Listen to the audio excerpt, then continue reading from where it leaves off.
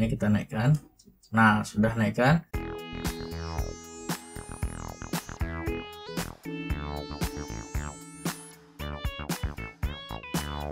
Kembali lagi di channel Jago Listrik. Kali ini saya akan membahas tentang pembangkit listrik tenaga surya tipe off-grid, PLTS off-grid. Nah, bahasa lainnya itu standalone atau berdiri sendiri, tidak terhubung ke grid pembangkit konvensional, contohnya PLN. Nah, ciri khas dari PLTS off-grid ini yaitu ada baterai ya sebagai tempat penyimpanan energinya. Oke, untuk lebih jelasnya kita langsung saja ke pembahasannya. Nah, sini sudah ada panel surya jenis monokristalin. Nah, di sini kita lihat belakangnya. Nah, ini ada junction box yang ini, terus kabelnya itu kabel PV1F dan di ujung kabelnya itu ada konektor MC4. Nah, kalau lebih jelas begini. Nah, ini kotak ini adalah junction box dan di dalamnya itu ada dioda ya. Nah, fungsi dioda ini akan saya jelaskan di video selanjutnya.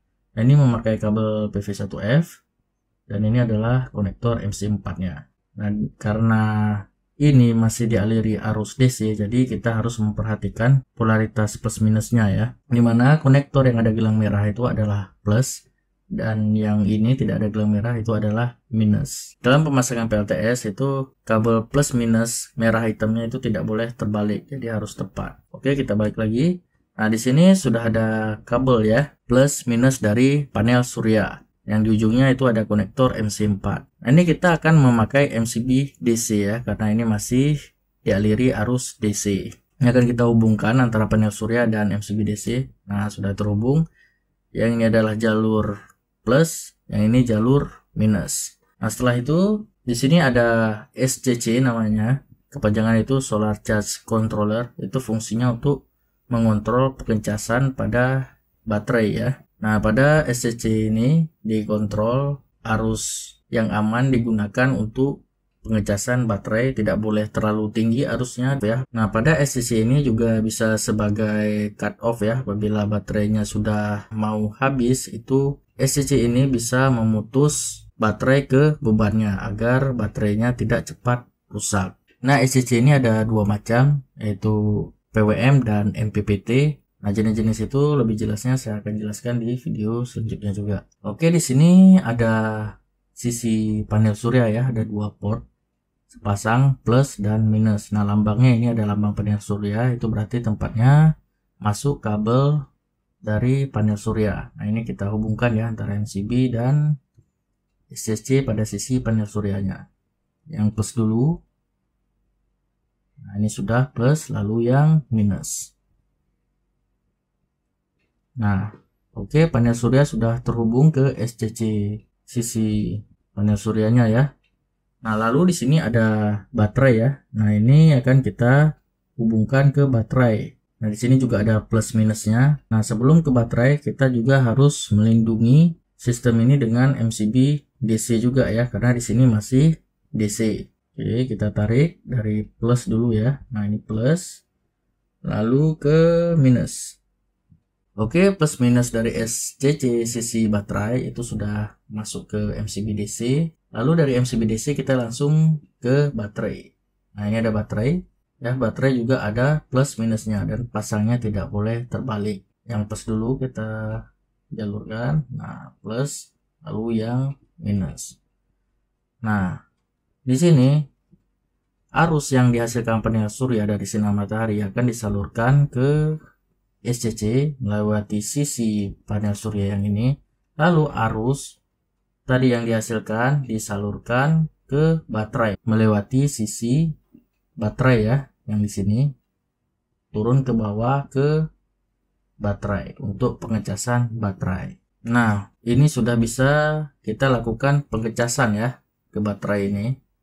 Nah, selanjutnya untuk mengubah tegangan DC menjadi tegangan AC kita membutuhkan inverter ya.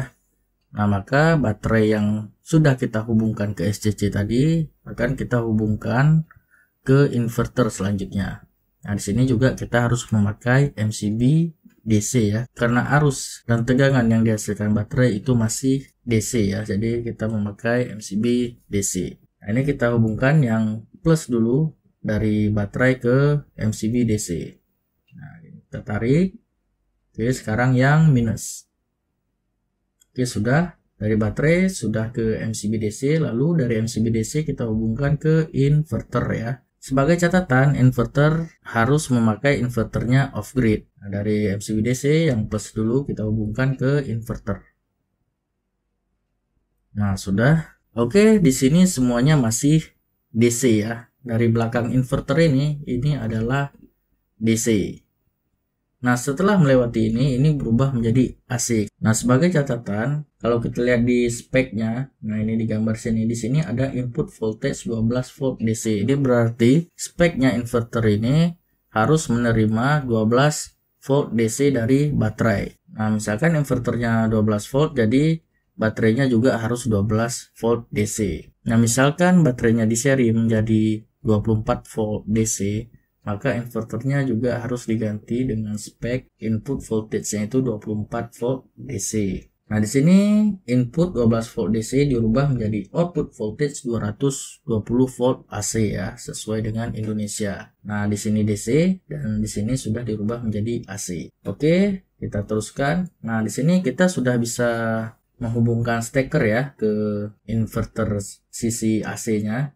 Nah, ini ada stop kontaknya di belakang inverter ini. Nah, karena sudah sistem AC, jadi kita tidak perlu memperhatikan polaritasnya lagi. Nah, di sini ada pasa ya. Pasa itu umumnya kabelnya kalau nggak merah, hitam. Nah, netral itu biru. Nah, ini boleh kebalik-balik, tidak masalah. Karena sudah sistem AC ya. Nah, kita hubungkan stekernya ke stop kontak pada inverter sisi AC.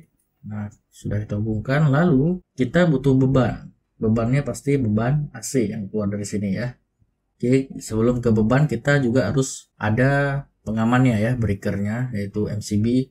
Nah, karena di sini sudah sistem AC, jadi saya memakai MCB AC sekarang.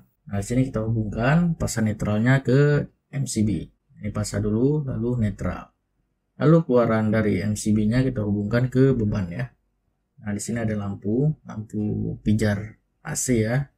Kita hubungkan pasa dulu baru ke netral. Oke, sudah. Nah, di sini sudah ada beban ya. Nah, umumnya sistem PLTS off grid cuma segini. Cuman di sini ada tambahan ya. Nah, di sini ada beban DC ya. Ini untuk beban DC plus minus. Nah, ini kita bisa hubungkan ke beban DC langsung kalau dibutuhkan. Nah, contohnya begini.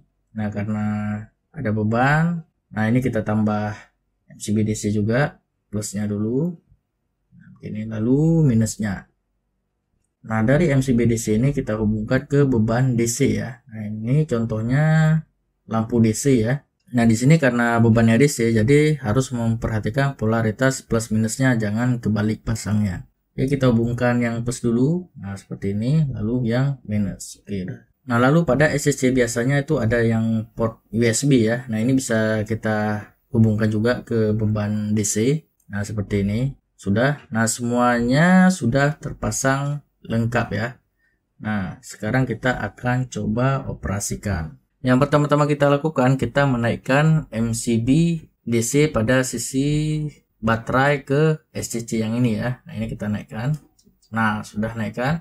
Apabila kita naikkan ini, baterai terhubung ke SCC pada sisi baterai, maka layar hidup ya, menampilkan kapasitas baterainya ini. Nah, itu baterainya penuh atau enggak. Nah, ini bisa dilihat pada layar SCC yang ini. Oke, selanjutnya kita bisa naikkan MCB DC pada sisi panel surya ya ke SCC-nya. Nah, kita naikkan, on-kan.